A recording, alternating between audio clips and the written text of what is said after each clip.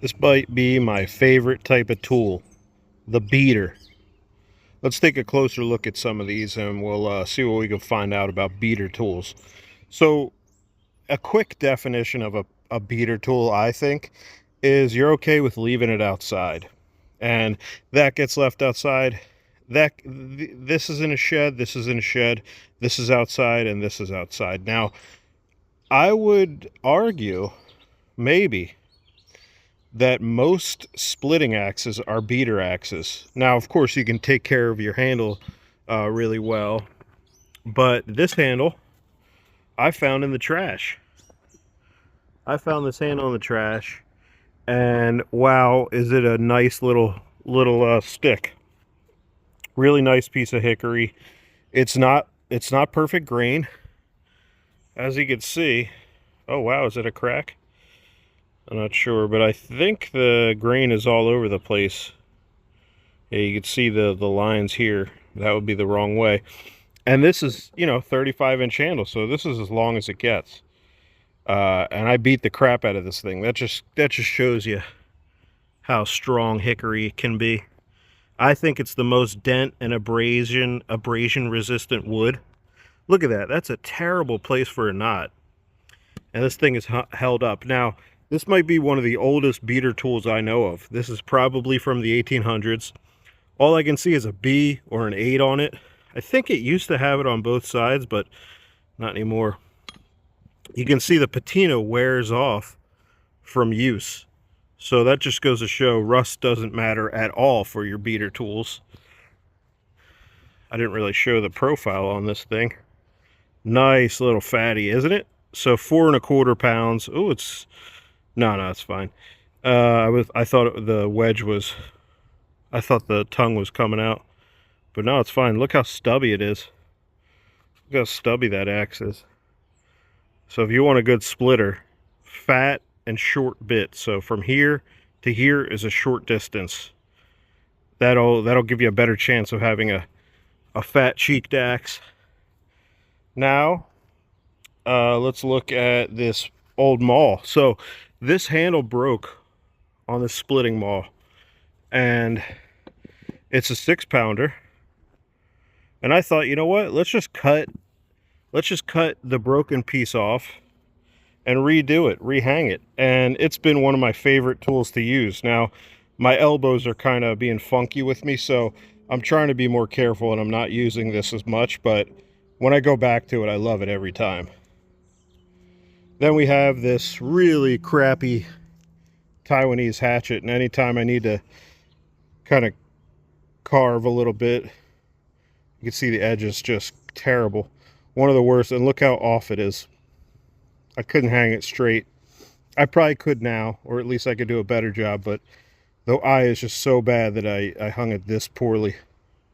And I'm not sure if you could see it, but this edge is really screwed up as well. It's concave on the right side. Just really, really poorly made. But, you sharpen a piece of metal, it doesn't really matter how wonky it is, it'll cut wood.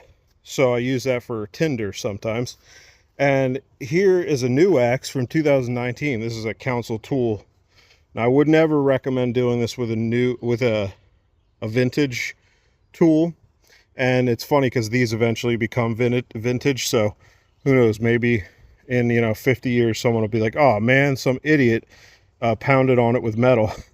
But yeah, I abused this. I did some riving with this, pretty good amount of riving, and as you can see, the edge is just gone.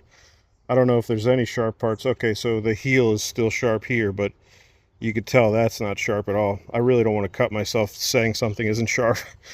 that would be an interesting one. And then lastly, we have the beater of all beaters. We have a Fiskars X27. You really just don't have to worry about this tool at all. You can leave it in the rain. You could stick it in the dirt. You could just go like this and leave it like that. It's going to have a little rust on the head, but the rust doesn't do anything. Rust is only important when it comes to the very apex of your edge. So the very tip of that edge, It also, well, it will make your axe a tiny bit more sticky. I will say that.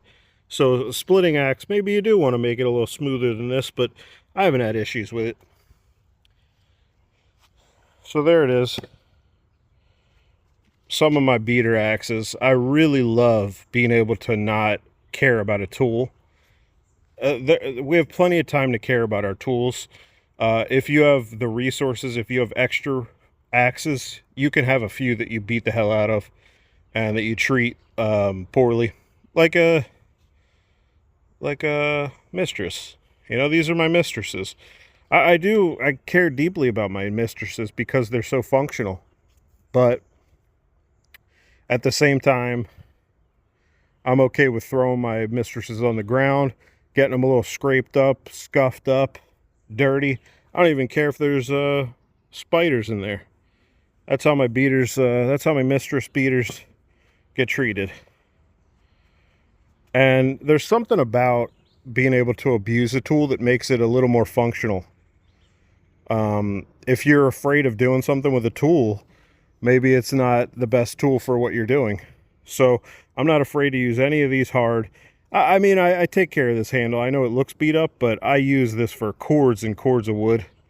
And that overstrike, I forget exactly how those happened, but I don't think that I was being too reckless. It just, every now and then you overstrike or something bad happens. But I'll tell you this, if you're worried about ruining your handle, try to get the widest bit you can on that handle.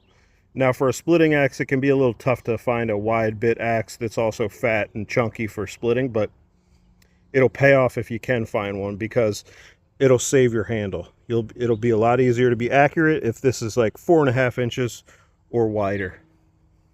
This is a warning from the future. It's now the year 2074. Metal objects that are sharpened have become illegal.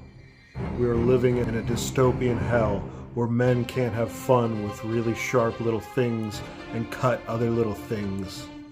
I've lost all reasons to live. That is why, as my last rebellion, I am going to sharpen myself and put myself on a handle.